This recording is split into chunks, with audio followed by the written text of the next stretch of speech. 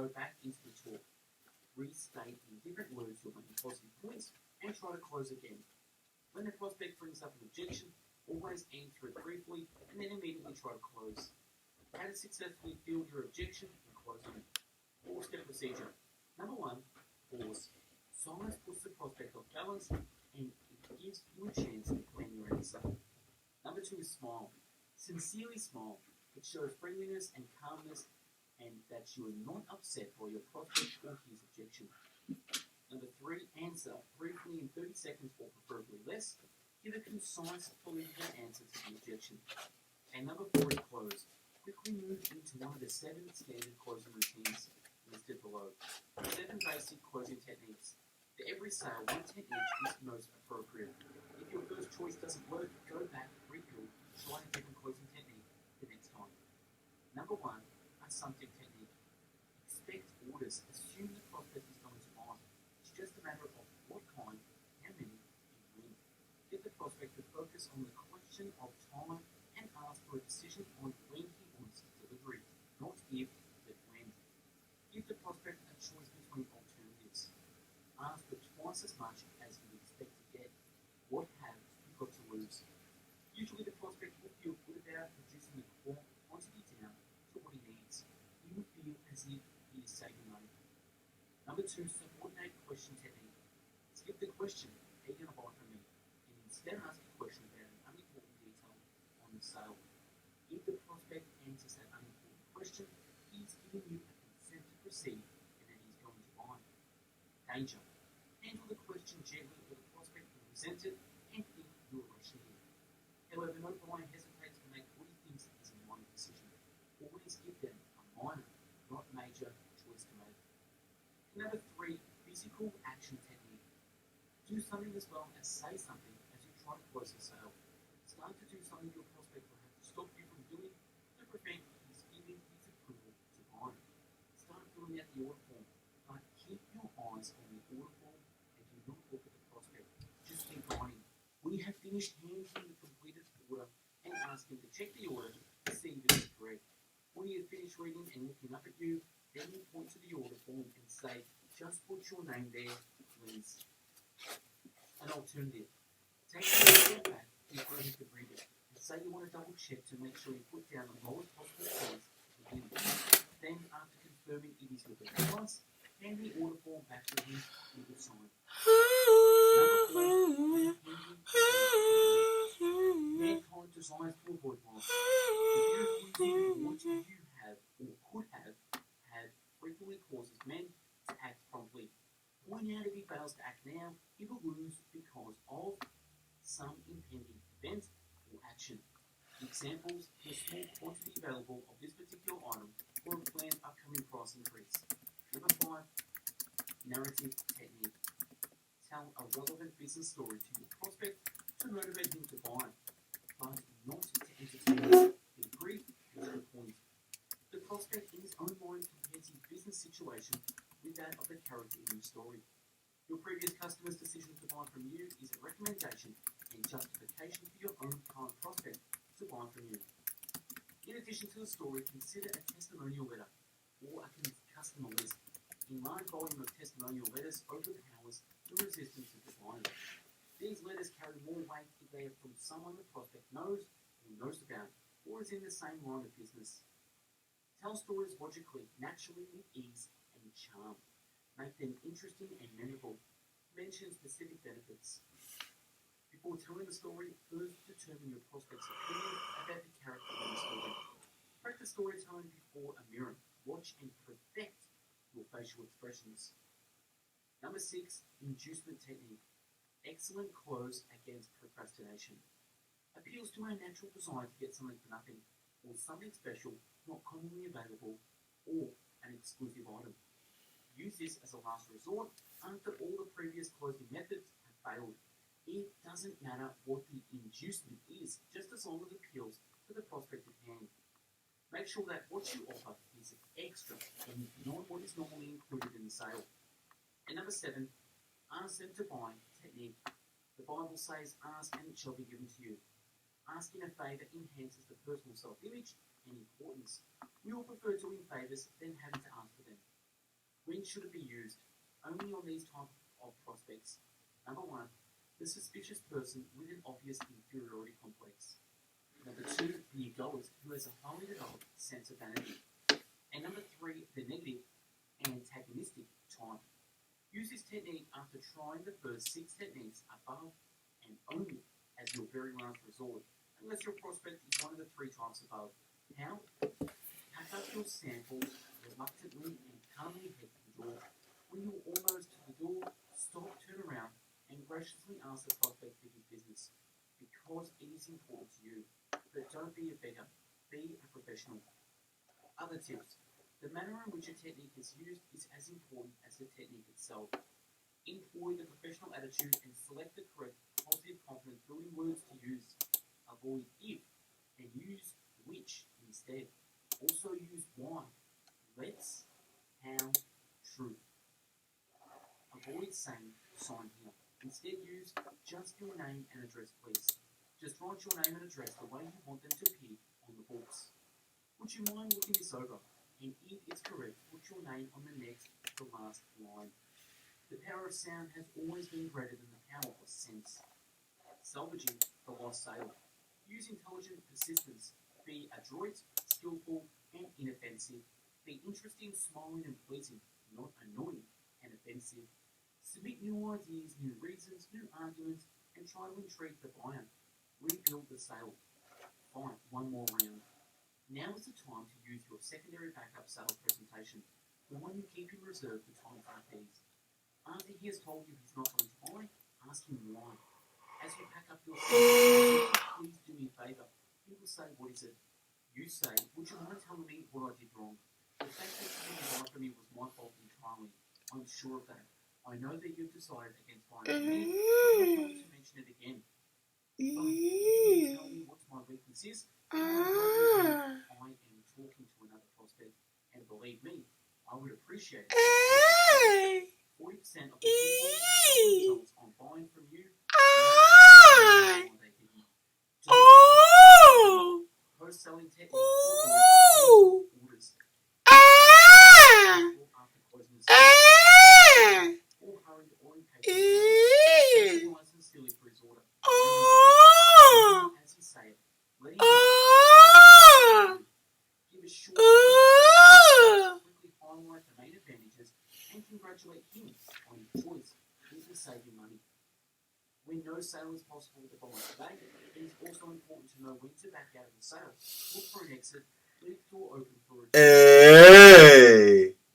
Maintain your professional attitude. Take your leave graciously. A return visit. Back out of the sale. In such a way to on the next visit.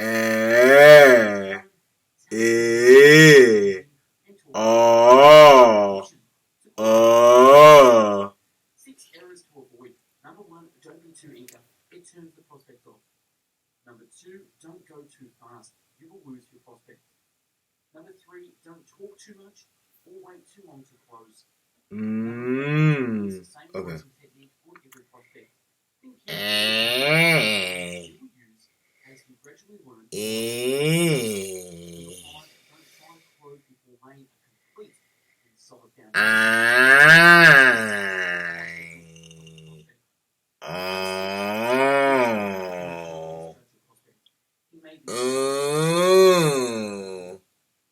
Selling to a group. Each member of the group and don't hey, a little more expected. Make and hold more often than the other members of the group. Use each member's name during the talk and use the leader's name.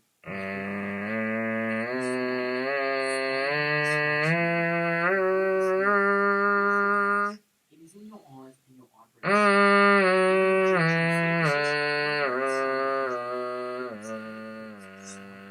Silence is powerful because it disarms the group. Don't prejudge anyone. Be flexible. Don't hold grudges. Be open-minded. Don't sell at every opportunity. Repeat calls. Analyze your first call. Determine your potential mistakes and avoid them the second time. totally restructure your pitch that includes the very best ones. Recondition and resell your prospect all over. Don't skip a single step. Offer him something new. Give him something, a suggestion he can use to improve the profitability of his business. Don't accept a lost customer. Hey! Make an adjustment if necessary. Make more contacts, make more calls, close more calls. Watch your earnings skyrocket. And last, whether or not a prospect buys from you, leave each prospect with an idea to improve his business. That is one of the distinguishing characteristics of a professional salesperson. And that's a wrap on the book summary of Secrets of Closing Sales. Check out a YouTube channel with over 450 book summaries uploaded previously and more to come. Like the video, comment on what you think, subscribe to the channel for notifications, and let me know if there's a book summary you want me to do a summary on. Also, check out our website, bestbookbits.com, where you'll find 450 written book summaries you can download in the PDF version in video categories from biographies, business and marketing, habits, health, leadership, money, personal development, philosophy, psychology, real estate, relationships, sales, spirituality, success, time management, and travel. If you're into the audio version, check out mixcloud.com/bestbookbits, where you'll find the audiobook summaries to listen to at your pleasure. And last, follow us on Instagram for daily motivational quotes and book summaries. I hope you got something out of this. Go out there and close more sales. Take care. Have a great day. Bye-bye.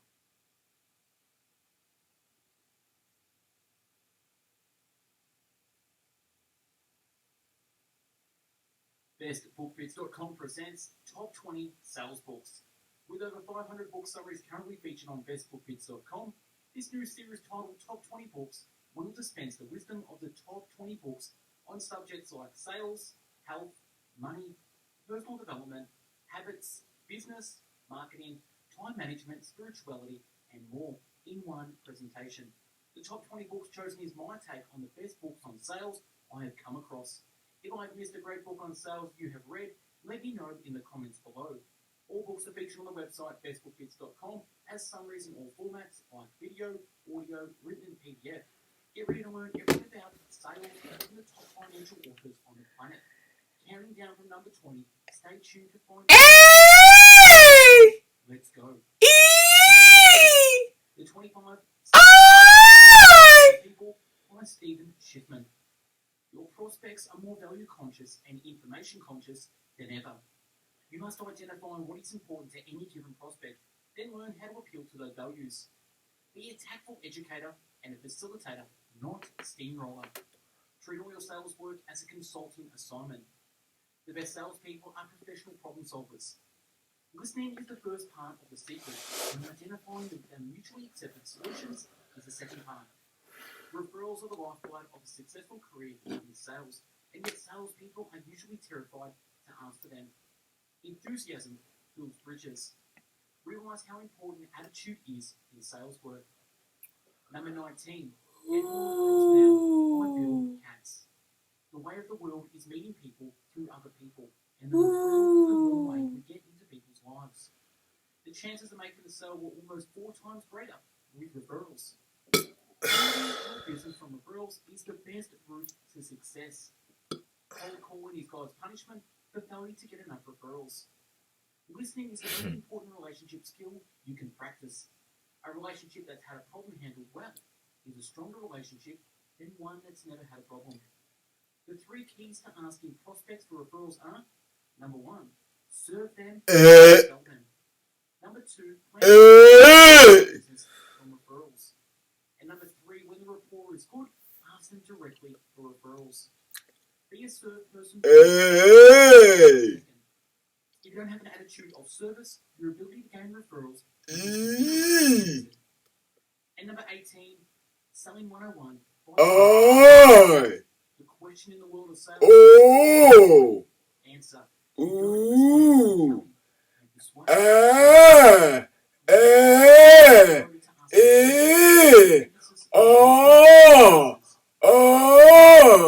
only way you can build a long-term career with the same company selling the same product to the same people, which brings sales stability and financial security.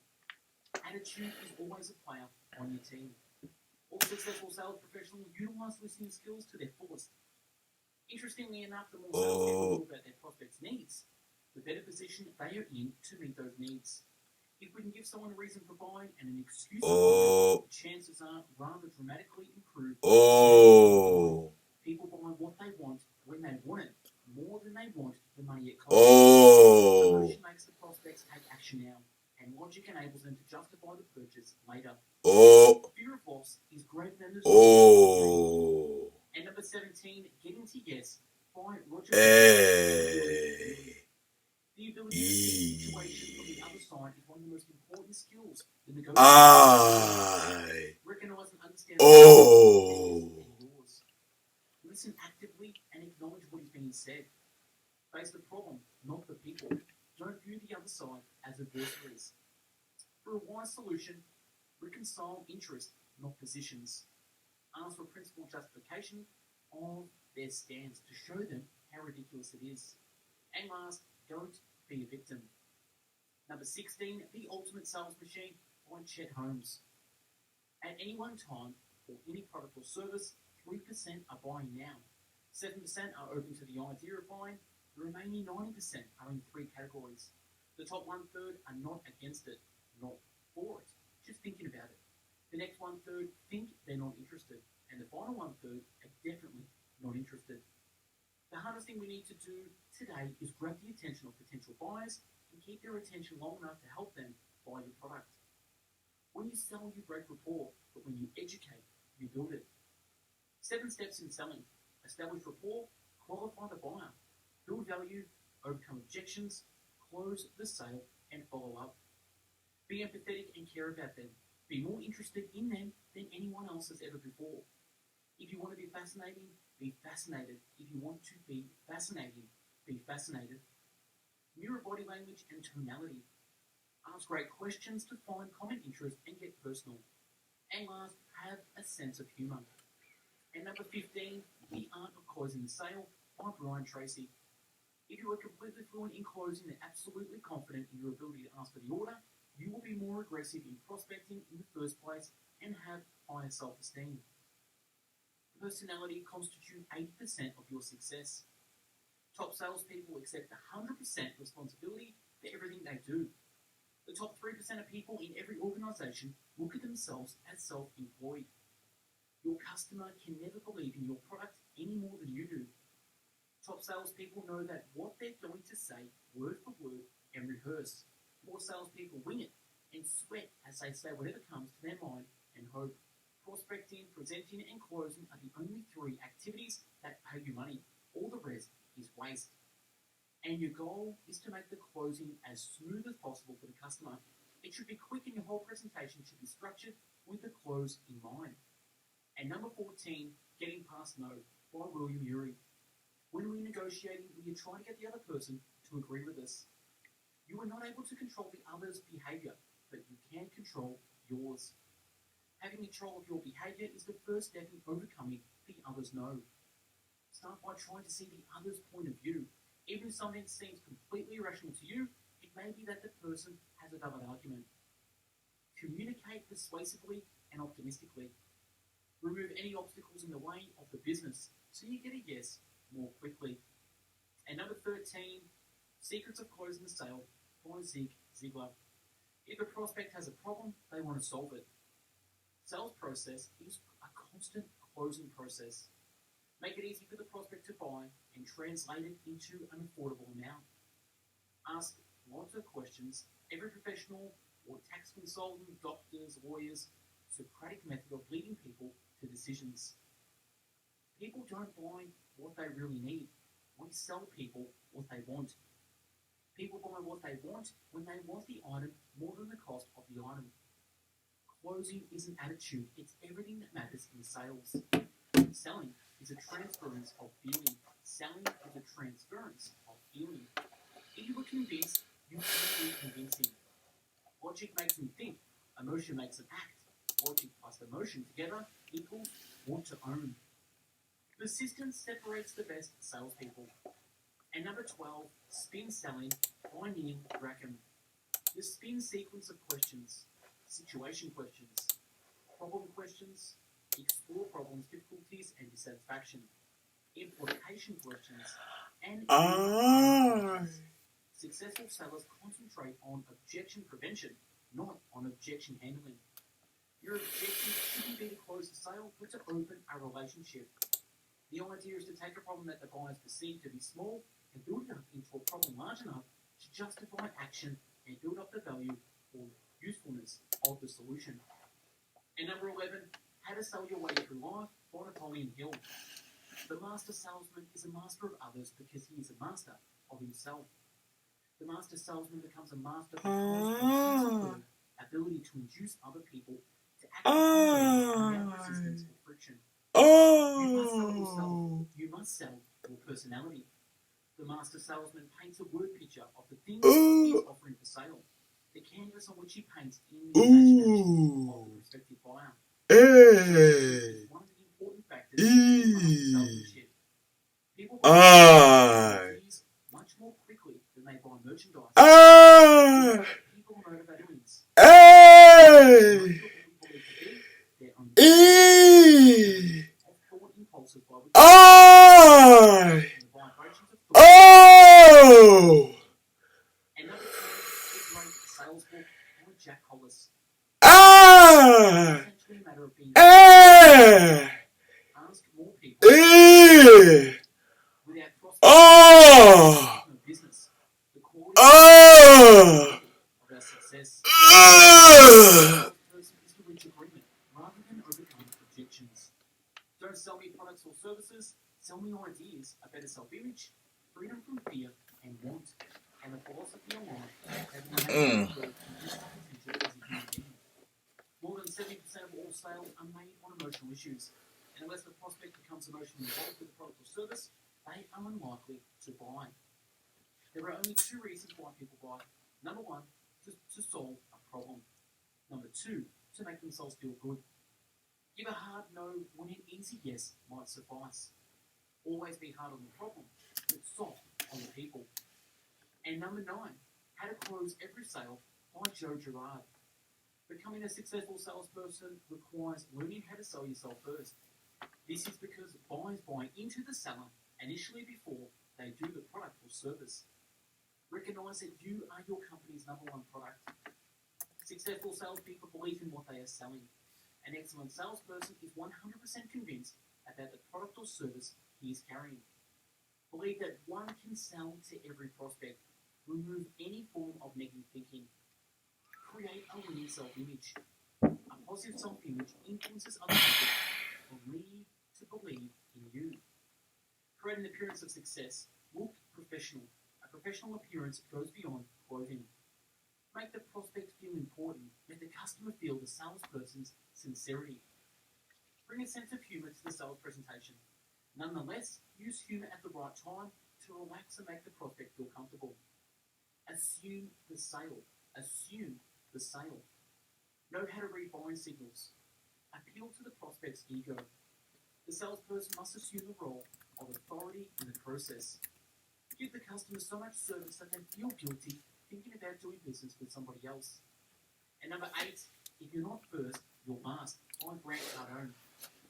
Advance and conquer while others contract and retreat. Unreasonable amounts of activity way beyond what's considered normal. You should restructure your day to focus on the most important thing for every business, sales. Reactivate your power base from the people you know and have done business with. The people you know either have the money you want or know people who do. Contacts turn into contracts, and the more contacts, the more contracts. Be unreasonable. Quit being reasonable. Don't settle for just getting by. Get uncomfortable and take unreasonable amounts of action. The discomfort you experience now will guarantee that you'll become comfortable in the future. Any attention is better than no attention. Don't forget add-on sales. Second money is always easier than first money.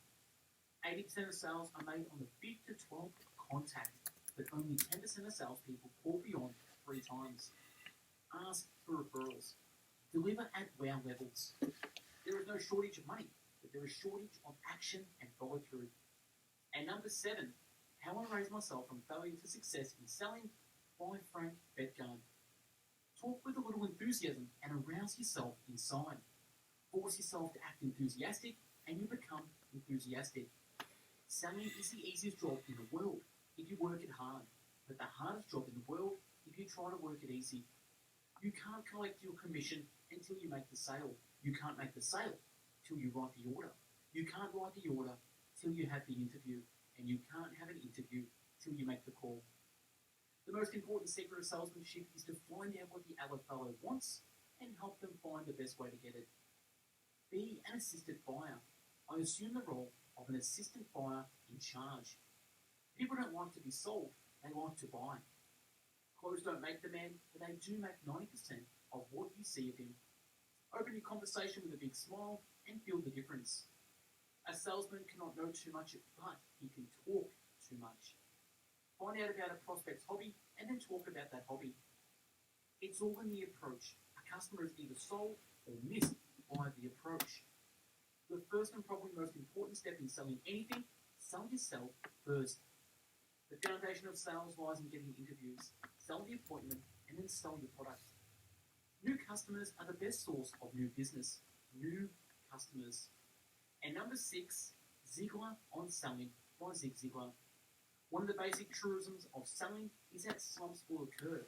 You're going to hit those plateaus where nothing seems to work very well, personally or professionally.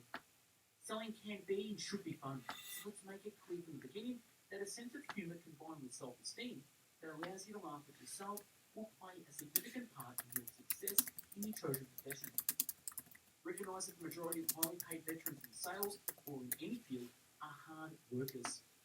Work to stay current with all important ever-changing areas of product knowledge and communication skills. The one thing that customers have always rated highest in the sales world is trust. Listen with your eyes. You can have everything in life if you want, if you will just help enough other people get what they want. Prospecting is the most important key to sales success. Without prospects, you will disqualify as a sales professional. Until you have a prospect, you have no chance of making a sale. Win or sell benefits. Paint a picture so your prospect sees personal benefits. And number 5, we're counting down and getting there. Secrets of Closing the Sales by Charles B. Roth. Establish a buying motive by creating need or want or strong desire in the prospect's mind. Remember our common human weakness, not being able to say no to a gracious, persuasive, persistent, positive person. Always try at least once more to close the sale. Your most important asset, your attitude. Believe that you can close every prospect on whom you call. Expect success. Expect success. Be calm, serene, and poised. Exert gentle positive persuasion based on factual knowledge and confidence. Avoid being too eager. Respect your prospect's time. Be persistent. Be enthusiastic. Don't talk too much. Use as few words as possible, especially at the close. To close, you must overcome the fear in the prospect's mind by reassuring him, instill confidence, give him courage. Adjust the speed and tempo of your sales presentation to the speed at which your prospect thinks. Expect orders. Assume the prospect is going to buy. It's just a matter of what kind, how many, and when. And number 4, Advanced Selling Strategies by Brian Tracy. Don't try and blaze your own trail. Instead, learn from the success of others. Study the sales techniques which have worked for other people in other settings and with other products and services. Evaluate what worked for them, adapt these principles to suit your own specific product or service, and move ahead. In selling, everything counts, but 80% of your success will derive from the quality of your personality. The key to sales success lies in doing everything you can to build your self-esteem. The higher your self-esteem, the more successful you'll be in the sales role. The very essence of sales success is to build and maintain high-quality relationships with customers. The only way to do that is with trust and credibility. Selling professionally is quite simple. It's the process of persuading someone that the value they will receive from your product or service is greater than its cost. Today's prevailing sales model is 40% building trust, 30% identifying specific needs, 20% presenting solutions to needs, and 10% confirming and closing. You are in the business of developing professional selling friendships. Top salespeople have clear written goals. Most sales are made or lost within the first 30 seconds of contact. All top salespeople consciously and deliberately orchestrate every single element of their environments. This attention to detail is the mark of a true professional. And counting down to number 3, The Way of the Wolf by Jordan Belfort. Plain and simple, if your prospect doesn't trust you, there's absolutely no way they're going to buy from you. The prospect must trust the product, you, and your company.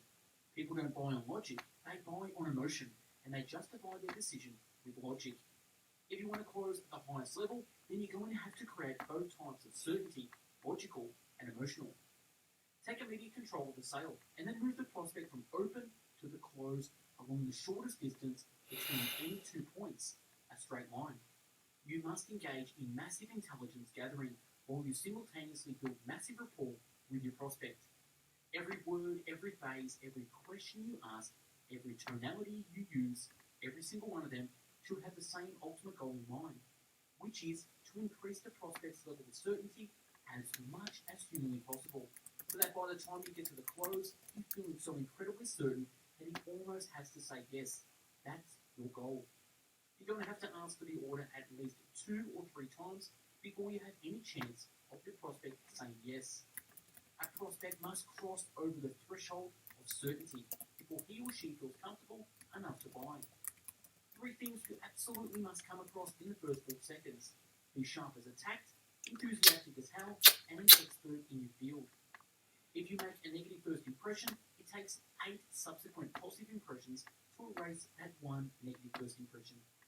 Tonality and body language comprise approximately 90% of your overall communications. Your success is still going to be contingent on your ability to trigger a key emotional state within yourself as you're about to enter the sales encounter, and then maintain that state to the very end.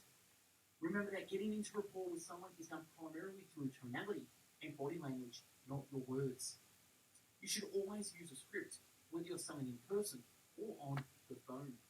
And number 2, The Challenge of Sale by Matthew Dixon and Brent Adamson. Selling wasn't an innate ability. It was a set of identifiable skills that could be learned. Surveys of customers consistently show that they put the highest value on salespeople who make them think, who bring new ideas, who find creative and innovative ways to help the customer's business. Customers demand more depth and expertise. They expect salespeople to teach them things they don't know. The challenge rep is the rep who loves to debate, the one who uses his or her deep understanding of a customer's business not to simply serve them, but to teach them, to push their thinking and provide them with new and different ways to think about their business and how to compete. 6 attributes that set challenger reps apart. Number 1, offers the customer unique perspectives. Number 2, has a strong 2-way communication skills. 3, knows the individual customer's value drivers. 4, can identify economic drivers of the customer's business. 5, is comfortable discussing money. And number 6, can pressure the customer.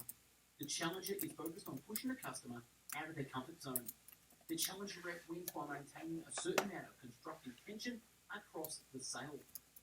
Customers place a great deal of importance on a smooth, uncomplicated purchase. Customers are saying rather empathetically, stop wasting my time, challenge me, teach me something new. Customer loyalty is a result not what you sell, but how you sell. Demonstrate a high level of professionalism. Don't make your customers work so hard to spend their money. And last, teaching, tailoring, and taking control. And the number 1 book on sales is, you guessed it, Sell or Be Sold by Grant Cardone. Selling is a prerequisite for life. Selling impacts every person on this planet. Your ability or inability to sell, persuade, negotiate, and convince others will affect every area of your life and will determine how well you survive. The ability to communicate and convince others is an asset for you. The inability to communicate is a liability. This inescapable truth is that to be truly great at anything, you must devote yourself, your energy, and your resources to a career in selling. The ability to predict is the first thing that happens when you become a professional. A salesman who can't close deals won't like selling. Selling yourself, only to the degree you are sold can you sell. Only to the degree you are sold can you sell. You have to be 100% certain that what you are selling is better than all other options. Being unreasonable means that you are sold on what you're selling, and it is your conviction alone that will sell others on it. Become so thoroughly sold on your product that your conviction is irresistible to others. I assure you that the less hung up you are on money, the easier money will come to you. Most sales are lost over unspoken objections. You have to get your buyer to want your product more than he wants his money. And your prospect is never the problem. Never. Salespeople, not the prospect, are the ultimate barriers to every sale. Love your product, love your service, love your customer, and love yourself enough to learn how to hard sell. It's vital that salespeople know about people first and product second. It's vital that salespeople know about people first and product second. Selling is 80% people and 20% product. Be more interested in your customer than you are in yourself, your sales process, your product, or your commission, and you will make more sales. Communication equals sales. If you don't get into communication with the buyer, you have no chance of ever making the sale.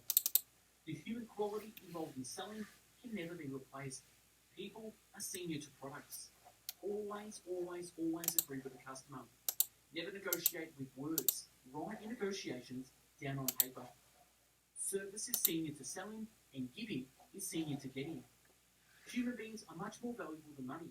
Treat them like that, and you'll be rewarded. The hard sell. Eddie said that if you have to ask someone 5 times before you get a yes, and take massive action. Most people incorrectly estimate the amount of effort it takes to get the results they want. Remember that a product can be shopped, but a great attitude cannot.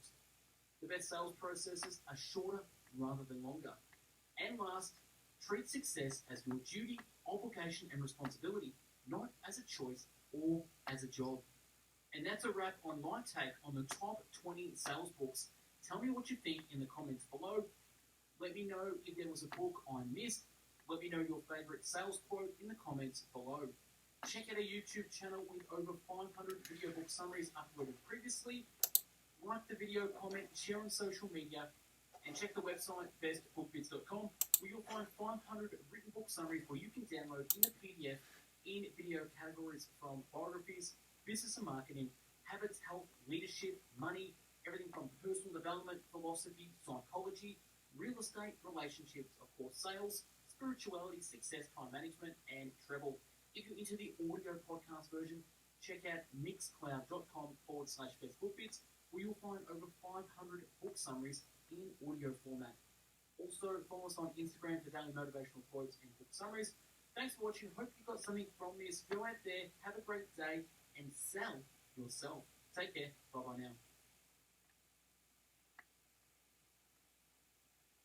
BestBookBits.com presents Never Split the Difference, Negotiating as If You're Lying, dependent on it, by Christopher Voss. A former international hostage negotiator for the FBI, offers a new field-tested approach to high-stakes negotiations, whether in the boardroom or at home. After a stint policing the rough streets of Kansas City, Missouri, Chris Voss joined the FBI, where his career as a hostage negotiator brought him face-to-face with a range of criminals, including bank robbers and terrorists. Reaching the pinnacle of his profession, he became the FBI's lead international kidnapping negotiator. Never Split the Difference takes you inside the world of high-stakes negotiations and into Voss's head, revealing the skills that helped him and his colleagues succeed where it mattered most, saving lives. In this practical guide, he shares the 9 effective principles of counter-intuitive tactics and strategies you too can use to become more persuasive in both your professional and personal life. The written and audio summary can be found on our website, bestbookbits.com. So without further ado, I read the book summary of Never Split the Difference. Chapter 1, The New Rules. The open-ended question is a powerful negotiation tool. Calibrated questions are queries that the other side can respond to but have no fixed answers. It buys you time. Humans all suffer from cognitive bias, unconscious and irrational brain processes that ritually distort the way we see the world. The framing effect. People respond differently to the same choice depending on how it is framed. Loss aversion. People are statistically more likely to act to avert a loss than to achieve an equal gain. People want to be understood and accepted. Listening is the cheapest yet most effective concession we can make to get there. When individuals feel listened to, they tend to listen to themselves themselves more carefully and openly evaluate and clarify their own thoughts and feelings. In addition, they tend to become less defensive and oppositional and are more willing to listen to you and other points of view. The concept is called tactical empathy. This is listening as a martial art, balancing the subtle behavior of emotional intelligence and the assertive skills of influence to gain access to the mind of another person. Contrary to popular opinion, listening is not a passive activity. It is the most active thing you can do. Life is negotiation. Negotiation serves two distinct vital life functions: information gathering and behavior influencing. In this world, you get what you ask for. You just have to ask correctly. Chapter 2, Be a Mirror. In negotiations, you should engage in the process with a mindset of discovery. Your goal on the outset is to extract and observe as much information as possible. It is really not that easy to listen well. We are easily distracted. We engage in selective listening, hearing only what we want to hear, our minds acting on a cognitive bias for consistency rather than truth. To remedy this schizophrenic in your head and the other person's head, your sole and all-encompassing focus in the beginning should be the other person and what they have to say. This true active listening alone with the other tactics will disarm your counterpart and make them feel safe. It begins with listening, making it about the other people, validating their emotions, and creating enough trust and safety for a real conversation to begin. Going too fast is one of the mistakes all negotiators are prone to making. Your most powerful tool in any verbal communication is your voice. You can use your voice to intentionally reach into someone's brain and flip an emotional switch. When people are in a positive frame of mind, they feel quickly and more likely to collaborate and problem solve instead of fight. Mirroring, also known as osteopraxism, is essentially imitation. It's a neural behavior in which we copy each other to comfort each other. Biological principle, we fear that what is different and are drawn to what's similar. Being right isn't the key to a successful negotiation. Having the right mindset is. 4 steps to mirroring. Use late night FM DJ voice. Start with I'm sorry. Mirror. And silence at least 4 seconds. The language of negotiation is primarily of conversation and rapport. A way of quickly establishing relationships and getting people to talk and think together. Key lessons. A great negotiator aims to use her skills to reveal the surprise she is certain to find. Don't commit to assumptions. Instead, see them as a hypothesis and use negotiation to test them rigorously. Negotiation is not an active battle, it is a process of discovery. The goal is to uncover as much information as possible. Slow it down. Put a smile on. Positively creates mental agility in both you and your counterpart. Mirrors work magic. Repeat the last 3 words or the critical 1 to 3 words of what someone has just said. Mirroring is the art of insinuating similarity which facilitates bonding. Chapter 3, Don't Fear Their Pain. Label it. Instead of denying or ignoring emotions, good negotiators identify and influence them. Emotions aren't the obstacles, they are the journeys. Empathy is paying attention to another human being, asking what they are feeling, and making a commitment to understanding their world. Tactical empathy is understanding the feelings and mindset of another in the moment and also hearing what is behind those feelings so you increase your influence in all the moments that follow. Empathy is a classical soft communication skill, but it has a physical basis. When we closely observe a person's face, gestures, and a tone of voice, our brain begins to align with theirs in a process called neural resonance. Labeling is a way of validating someone's emotions by acknowledging it. Give someone's emotions a name and you show you identify with how that person feels. Neutralize the negative, reinforce the positive. The fastest and most effective means of establishing a quick working relationship is to acknowledge the negative and diffuse it. The best way to deal with negativity is to observe it without reaction and without judgment. Then consciously label its negative feeling and replace it with positive, compassionate, and solution-based thoughts. Clear the road before advertising the destination. Label your counterpart's fears to diffuse their power. Use labels to reinforce and encourage positive perceptions and dynamics. The good negotiators know is pure gold. That negative provides a good opportunity for you and the other party to clarify what you really want or by eliminating what you don't want. No starts a negotiation. The right to veto. People will fight to the death to preserve their right to say no. So give them that right, and the negotiating environment becomes more constructive and collaborative almost immediately. There is a deep and universal human need for autonomy. People need to feel in control. There are three kinds of yes: counterfeit, confirmation, commitment. The connection built up with another person is useless unless the other person feels they are equally as responsible, if not solely responsible for creating the connection and the new ideas they have. Everyone you meet is driven by two primal urges: the need to feel safe and secure, the need to feel in control. Book, start with no. One sentence email. Have you given up on this project? Chapter 5, trigger the two words that immediately transform any negotiation. Trigger, that's right, epiphany, with a summary. In business, that's right leads to the best outcomes. Don't compromise. The win-win mindset is usually ineffective and often disastrous. At best, it satisfies neither side. No deal is better than a bad deal. We don't compromise because it's right. We compromise because it is easy and because it saves face. We compromise to be safe. Don't settle and never split the difference. You've got to embrace the hard stuff. That's where the great deals are, and that's what great negotiators do. Deadlines make time your ally. Time is one of the most critical variables in any negotiation. Deadlines are often arbitrary, almost always flexible, and hardly ever trigger the consequences that we think or are told they will. Deadlines are the boogeyman of negotiations, almost exclusively self-inflicted figment of our imagination, unnecessary, unsettling, us for no good reason. You shouldn't hide your deadlines because when it's over for one negotiator, it's over for both sides. Adding a deadline means negotiating with yourself, and you always lose. We are all irrational and all emotional. While we may use logic to reason ourselves towards a decision, the actual decision making is governed by emotion. The most powerful word in negotiations is fair. We are minded mainly by how much we feel we're being expected. Prospect theory. People are drawn to short things over probabilities. Loss aversion. People would take greater risks to avoid losses than to achieve gains. Anchor their emotion in preparation for a loss and acknowledge their fears. Everyone go first most of the time.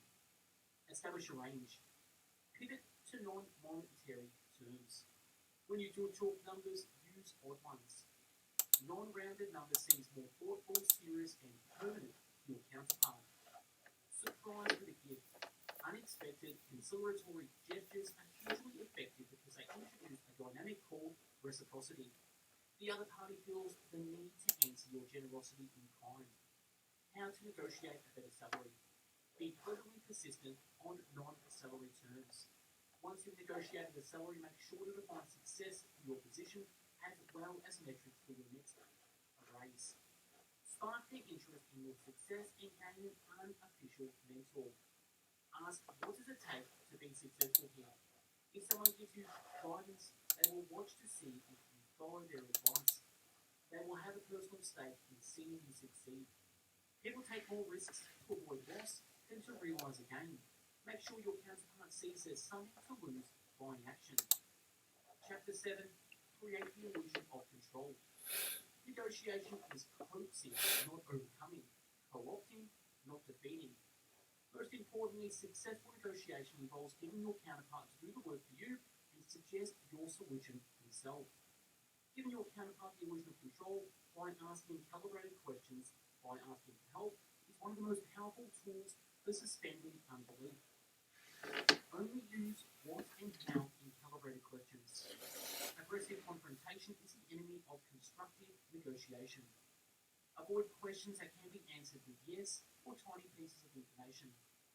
Those require little thought and inspire the need for reciprocity.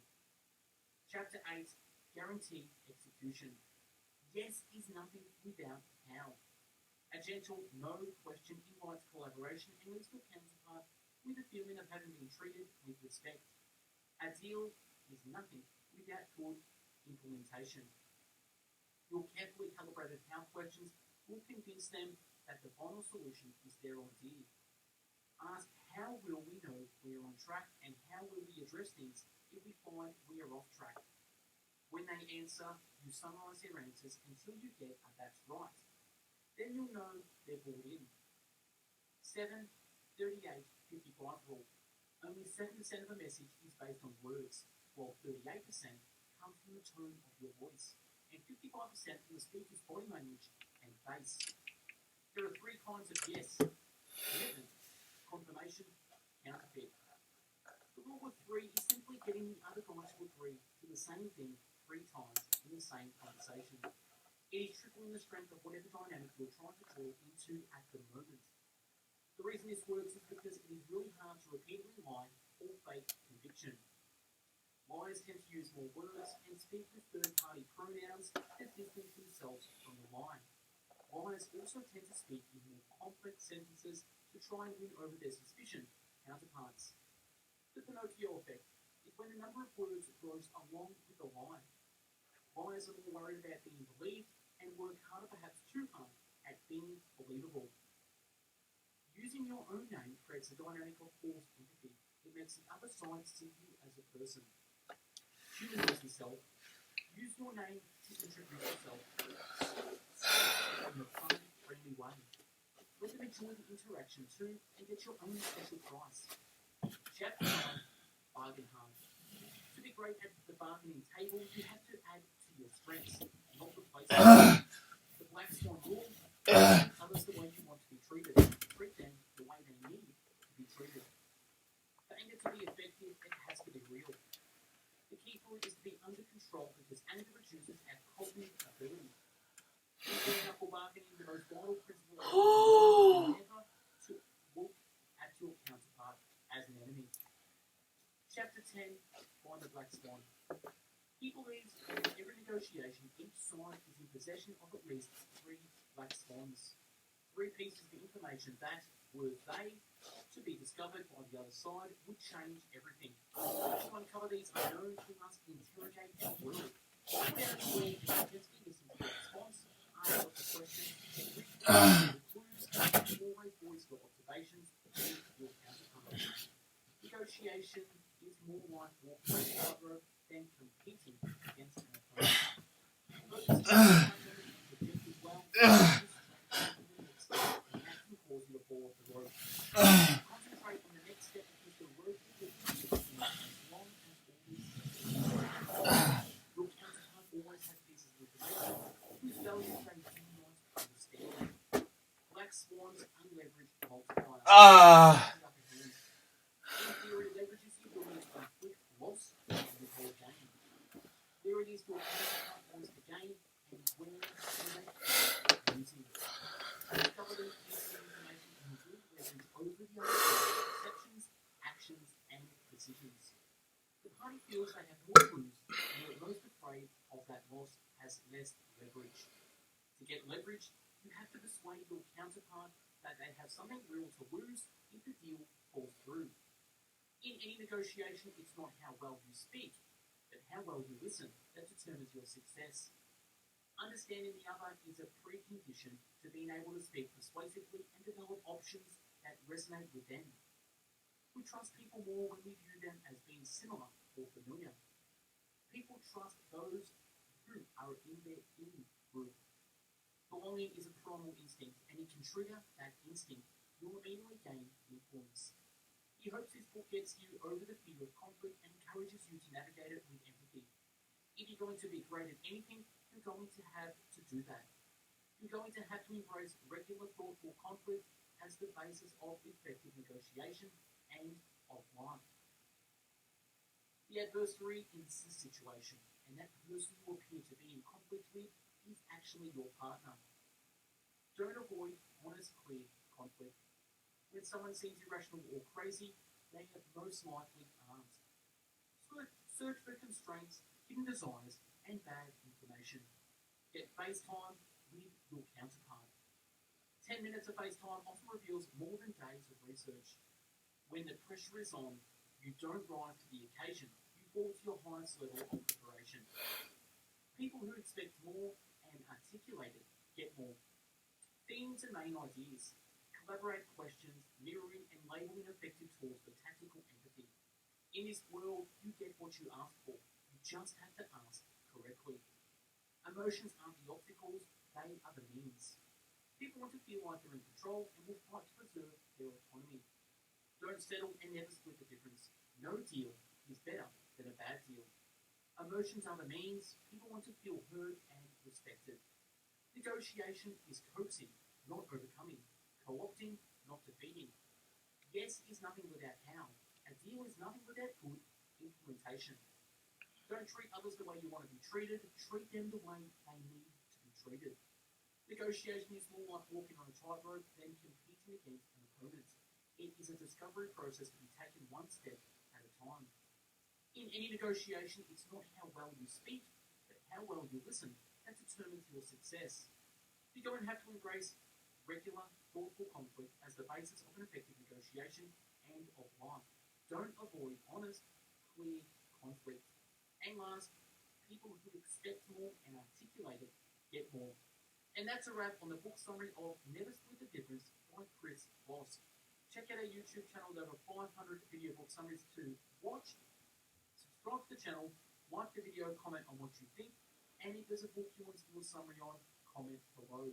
Check out our website, bestbookbits.com, where you'll find over 500 written book summaries to read and download in the PDF in categories by biographies, business and marketing, habits, health, leadership, money, personal development, philosophy, psychology, real estate, relationships, sales, spirituality, success, time management, and travel.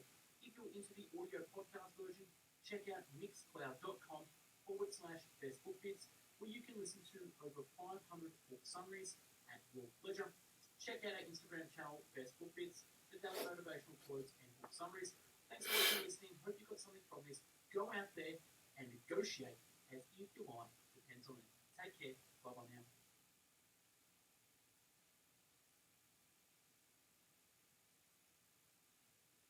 BestBookBits.com presents Go Givers, Sell More.